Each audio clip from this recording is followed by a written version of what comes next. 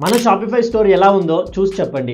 ఇది day 17 of మన Indian drop shipping challenge. ఈ రోజు ఫస్ట్ థింగ్ మన Instagram and Facebook bias and cover pages ను క్రియేట్ చేసి అప్లోడ్ చేసి అండ్ దాన్ని మన వెబ్సైట్ కి కనెక్ట్ చేసేసా. సెకండ్ థింగ్, మనం కొన్ని ప్రోడక్ట్స్ ను రోపోసో క్లౌడ్ నుండి కూడా ఆర్డర్ చేయాలి అని చెప్పింది కదా.